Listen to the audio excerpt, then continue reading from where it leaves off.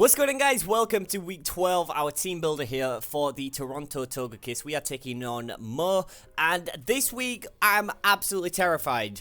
I may have said that every other week, but this week especially because a lot is riding on this match. Potential 5th place is coming on this match, potential 4th place coming in, playoff is wild. A lot is riding on this battle, and I feel like it's going to throw me off guard so much because when I get pressured into stuff like this, you know, when I know a lot of things are riding on something, my mind goes blank and I start to play stupidly, and I'm hoping that's not the case. So tomorrow, regardless of how the battle goes, I just want to say now, regardless as it goes, I hope that you guys still can continue to support me on whatever. You know, a lot of people want to see me make like 5th place, and if it doesn't happen and stuff like that, you know, I think we've had much of a better season. So regardless, I know a lot of people have been really hyped and really, you know, thoughtful and stuff like that. So it's been great so far. I know like the UCL's coming to an end, which is unfortunate because I still continue to love the format. So we do have the NBA and stuff like that, but let me get this team builder out of the way for you guys before we start getting all into that stuff. So this week we are going up against Mo. Like I said, his roster is really scary. I'm pretty sure he has a Jirachi, Volcarona, Cobalion, Mega Swampert, Crobat, Quillfish, Miltank, Chinchino, Mantine, I do believe it is, and I can't remember the last one. It's on a sheet somewhere on the computer, but I just don't want to bring it up. So yeah, but potentially what I'm expecting Mo to bring would be not the Victini, sorry, that's Leo. Would be the Jirachi, the Cobalion, Mega Swampert, Crobat, Volcarona, and potentially Chinchino, just for the hacks and stuff like that, or potentially Quillfish and something like that, you know, to paralyze my mons and stuff, because it is like a nice check to Nidoqueen. So I think it is a nice check to Nidoqueen, I'm not too sure. But so anyways, we are rocking Rotom Wash this week. We are running in fully specially defensive. This is because we can take 2 Giga Drains. We can take a +1 Giga Drain, and we can take 2 non-plus Giga Drains, if you get me. Because Quiver Dance is a thing, Mo likes to use it a lot, so I need to be prepared. So that's why I've run a Spadef fully invested Calm Rotom Wash, 28 in defense, just to give me a little bit more boost so we can handle, I know we resist like Iron Heads and stuff like that, just so we can have a little bit of extra bulk in it, and 220 in HP. We're running Hydro Pump, Will-O-Wisp, Volt Switch, and T-Wave. If I can T-Wave the Crobat and the Jirachi, I'm pretty much set, because then I can start tearing through his team with Mega Latias. And we can live up hits from the Cobalion, you know, Cobalion. I can never pronounce his name right. I can never pronounce him right at all. We can live up Jirachi, we can stall out. The Rotom Mo, potentially, if he can bring that, that could be a thing, if he catches me off guard with the Leaf Storm switching like that. But whenever I can just go into Ram and tank up those Leaf Storms, because you'll see Ram set in a second here. So yeah, with the Hydro Pump to hit the Volcarona, it is a 2-shot. Hydro Pump can hit the majority of his team, can even hit Mega Swampert with. I'm happy about that. So we are rocking Willow. If we can burn the Cob, that'll be amazing. I'm pretty sure that, I mean, even if we could burn the Jirachi, that'd be really cool. But I think a Paralysis will be on it because it'll be Choice Scarfed. So I think that'll you know, be a lot better for us to give us more momentum and stuff like that. Then we get more switch-ins and stuff like that into it. So that is Rotom Wash, our 20p. Next up is Sensei yet again. He's come every single week, I'm pretty sure. With High Jump Kick, U-Turn, Stone Edge, and Knockoff Stone Edge for the bat. High Jump Kick to hit pretty much everything. U-Turn, like I could U-turn out, because I am Scarf, so I do outspeed the Jirachi, so I can U-turn. I can outspeed the Crobat if he's not running Scarf, like more like a Black Sludge variant or like a Choice Band variant. I do outspeed that. I can Stone Edge it, I can High Jump Kick it, I can knock off it, get the Scarf off it. If I decide I want to sack Sensei, I can just knock off, get rid of any item. So that's always in the back there. We are running Jolly, because obviously we need to be Jolly to outspeed. But we are running Reckless now. High Jump Kick with Reckless. I've been really sketchy on whether if I want to bring High Jump Kick over the past few weeks, because a lot of people have noticed that it's not like they notice, it's that they presume me to actually go for like for High Jump Kick. That's why I started packing Drain Punch a lot more. So if I go High Jump Kick, it's gonna work out. Hopefully people won't protect it in the Reckless, so that can one-shot a Swampert. a Mega Swampert for that, so that'll be really good. There, 252 in attack, 224 to outspeed, and 32 in HP because we had nothing else to throw it in, so we just decided HP.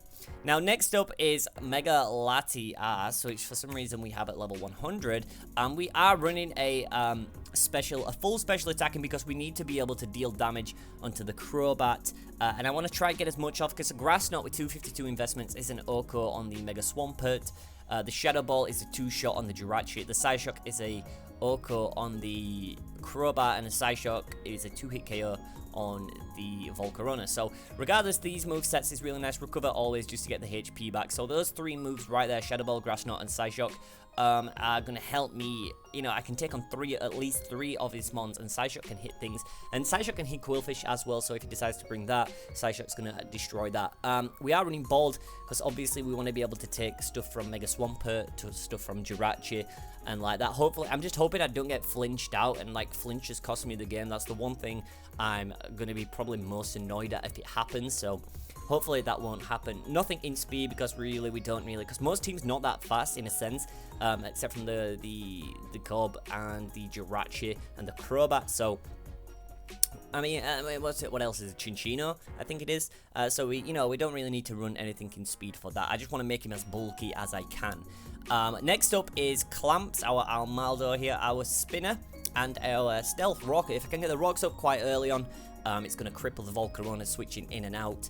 Stone Edge to hit the bat as well, Stone Edge to hit the Volk. Rapid Spin just to get rid of any rocks he sets up or anything like that. Earthquake just to hit the Jirachi and the Volk as well. I'm running 252 in HP and 200 defense just so I can take hits better from the Jirachi and go for an EQ. I can also live a Fiery Dance from the Volcarona. I'm not too sure about +1. I think I can, don't quote me on that, but I can hit back hard with that as well. Next up is Mellow Weather here, and also what I really want to mention real quick, I thought it was really smart if I put Swift Swim on, because then if he wants to come in with Swampert, get a Rain Dance up, my speed's doubled as well, so I really like that idea. Next up is our Assault Vest, Mellow Weather here. Mellow Weather purely is just to, oh no, my god, I've not got these moves. Yeah, I was just messing around before I did this. What did he have? He had Focus Blast to hit the Cub, Energy Ball for the, I think it was Energy Ball for the, and it was Hyper Voice, I think, I'm not too sure. It was Focus Blast to hit the Cub and Jirachi and Energy Ball to hit the Swampert. So he had coverage for everything. 252 in HP and 252 in special attack. Pretty much modest as well. So I want to deal as much damage as I can with Mellow Weather. Focus Blast is going to Oko the Cub. Energy Ball, I'm pretty sure after Rocks Okos the Mega Swamp as well, so that is really good. And with the Assault Vest, obviously, just so we get that extra bulk in there. Next up, and last but not least, is Void, making his appearance yet again for the second week in a row. This time, he's actually going to put in work. I can feel him putting in work. We are running Shadow Sneak. Now, Shadow Sneak's super sketchy because Shadow Sneak does actually, I'm pretty sure, 2-shot the Volcarona after Rocks, which is wild, because we are running a Choice Band variant and a Frisk as well, so we can find out what items are doing. Shadow Sneak also 2-hit KOs the Jirachi, and Earthquake has a potential chance to Oko the Jirachi. I am running Will-O-Wisp, maybe thinking Choice Band, Will-O-Wisp, what's all that about? That's if I genuinely need to burn something, because I'm running 252 in attack, 52 in defense, and 204 HP. This thing pretty much walls Jirachi. No matter what, this thing walls Jirachi. This thing, Crobat, if Crobat wants to come in and Brave Birds it, I can eat that. Then I can go into Rotom Wash. He can eat that. But Shadow Sneak is potentially here just to hurt the Jirachi. Pursuit, in case he wants to swap out. Pursuit still hits a U-turn, which is pretty nice. EQ also hits the Jirachi and the Volk. So I'm pretty confident that Dustnow is going to put in some work this week. I hope so, because I just want to let him get 1 kill, but he's doing really well. So yeah, like I said, that is the team, but we are really on a make it or break it point at this game now, because we are 6-5 and we do need a win. And if we don't win, it's going to be unfortunate as hell, but you know, we're going to get on with the rest of the season. If we end positive the season, it's a win. Regardless of where we are, it's a win if we are positive. If I can come top 6, I will be really happy.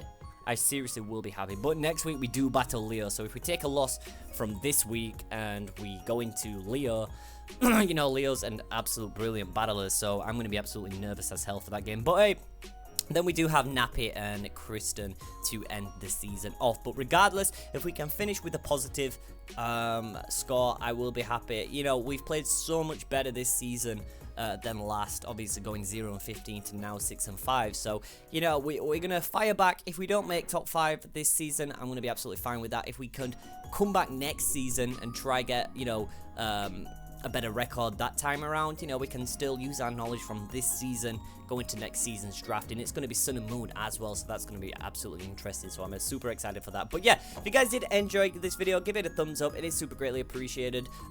Be sure to check out the channel tomorrow for the Wi-Fi battle. I was going to say like battle, but I wanted to say Wi-Fi first, so Wi-Fi battle tomorrow. It'll go up at some point there. So yeah, that's all I've got to say. Thank you so much for your support, guys. As always, it's always greatly appreciated. My name is FeintAttacks, and I will catch you guys back in the next video.